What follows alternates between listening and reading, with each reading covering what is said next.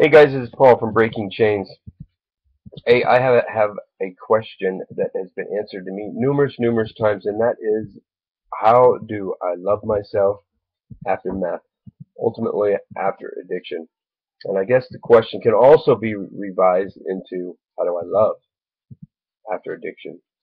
Um, and it's a really good question, because a lot of us who really know addiction, really know what it's like to come off of methamphetamines, uh, it can be very traumatizing and chase a lot of us back to our addiction, um, because we've hurt our children, we've lost our children, our mom is upset with us because we're caught in our addiction, our mom, our grandmothers, our aunts, uncles, brothers, best friends, we've lost friends.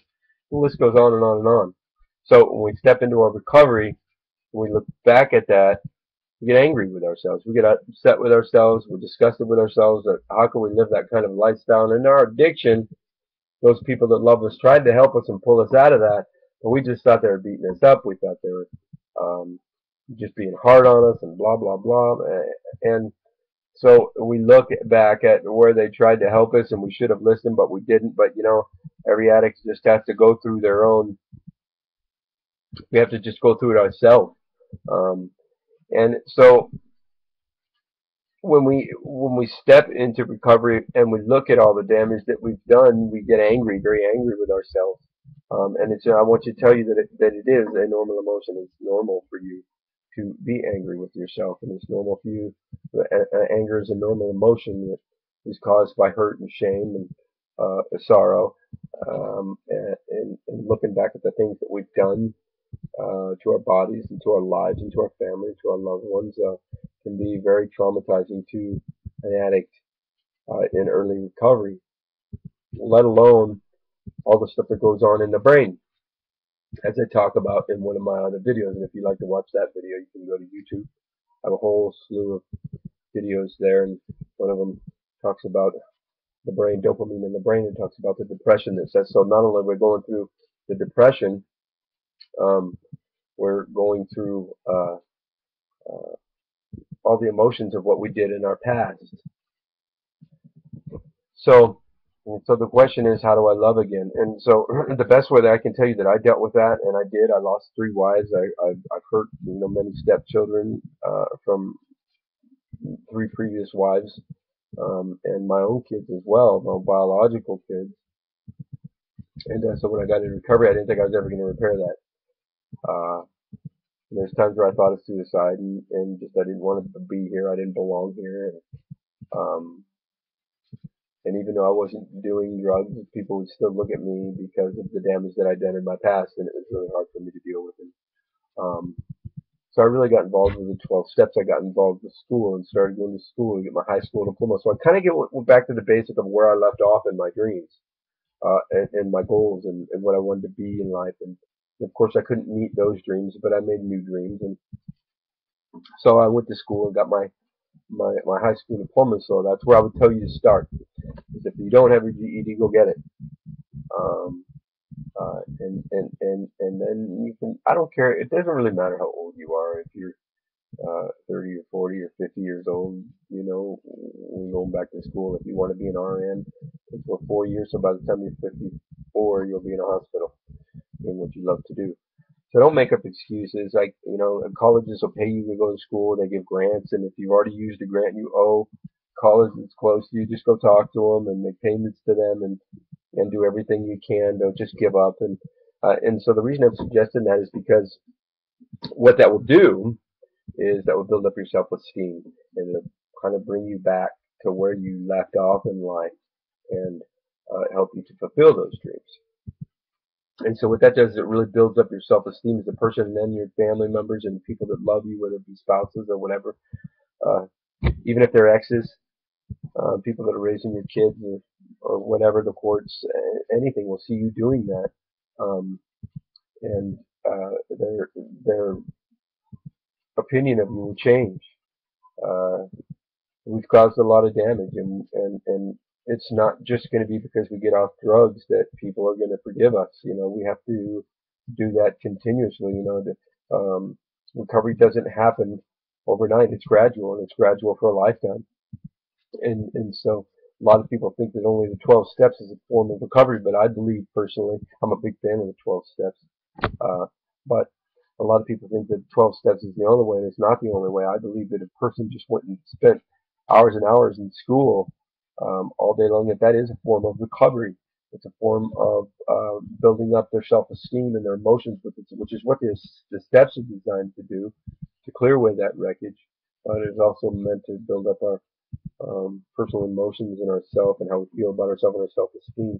And so going to school can be in that aspect can be even better than the step stock, long term, full time, um, and doing other things, of course, in your recovery as well. Getting involved in a church if you're faith based, getting involved with the 12 steps, getting a sponsor, going to meetings, going to Bible studies, all those things will help you to push away from your old life and into your new life. And that's really what you want to do, because the longer you sit in your old life, I know people have done this for years, that have sat in that same addictive style type life, even though they weren't using for years.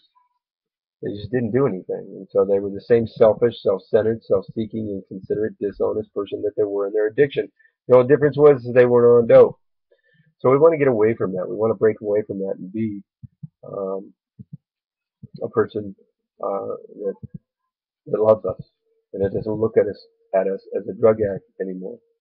Um, it's kind of funny because today I made a funny video. It was uh, called Methy, and it's on my Breaking Chains page, Mr. Methy, and one of the ladies on my Breaking Chains page commented on that and said, "Oh, I don't know what video she was really watching, but on this particular video that she was watching, My Name is Matt, she said this guy's fake. I've hung out with addicts and he's not using and he's just but which was cool because she says I can tell that this guy's not on drugs. He's not on meth. And so about and it was like an argument from her, but it was a negative response to a video. But the point, what I got out of that, of her comment was that she saw that I wasn't a drug user anymore. That she could tell, even though I was trying to act like one, I wasn't. And that was pretty cool. That really made me feel good. Even after almost 9 years in recovery, that made me feel pretty cool. Even though she was responding in a negative way, that the video was a joke and that I wasn't real. I was really, I guess she thought I was supposed to actually be a real meth addict that was high on meth making the video. But that's not what the video was about. She was missing the whole thing, the whole point. But it's pretty cool. I tried to pull the positive out of her negative comment, but and the fact was that she wasn't buying it that I was an addict or high on meth, and that was pretty cool. It made me feel good. So my point is, by bringing up the video thing, is that after time, people will begin to see that you don't live that lifestyle anymore. But that's not you. And even though I was a meth addict for many, many years, even on that video, I couldn't fake it. I didn't look like one. You could tell I wasn't. So it'll come, and it comes slowly, but it will come. And so how do you love yourself again? Give it time, stay busy, change your life, change who you are, let your loved ones see that. You don't have to brag about it. Let them see that you're changing your life, and all that will come together in time. But if you sit and dwell, and you got to get past the depression of what goes on in the brain, and I encourage you to watch my video on YouTube about dopamine in the brain and what goes on in the brain of an addict. And so go to YouTube, type in Paul Aragon, Aragon, and all my videos will pop up. And you watch my videos there. And so give it time, work on your recovery, and you will learn to love yourself as I learned to love myself, and I've been forgiven by my kids, forgiven by my family, and now love me. And I continue every day to continue to try to work harder on my recovery and who I am, and try to grow into the person that I was intended to be. And I'm grateful for that. So if you'd like to hear more from me, if you have any questions that I can answer, you can go to Breaking Change Chronicles of a Meth Addict on Facebook. And in the bottom right-hand side of the cover photo is a message box. You can drop me a message. I would love to answer your questions. So if you have any questions about whether it be an addict loved one, or if you're an addict you want to talk, or if you're in recovery and you have some questions or anything like that, or even if you have questions about spiritual questions or anything like that, please drop me a message. I'd love to talk to you. You can also pick up my books on AmazonBooks.com. That's Breaking Chains: Hope for Addicts and Their Family on AmazonBooks.com. It's been number 5 on Amazon's bestseller list. Is number 1 on Kindle right now as well. And I have a second book that's number 45 on Amazon Books and number 1 on Kindle as well right now in this category. And that's Chronicles of a Meth Addict. Uh, you can get both on AmazonBooks.com, and you can also get them on Kindle. Uh, so I will see you guys on Breaking Chains as I try to bring some more encouraging postings for you guys as I'm led to, and I hope you just continue to work hard in your recovery. And if you have any questions, please get hold of me. I'm Breaking Chains Chronicles.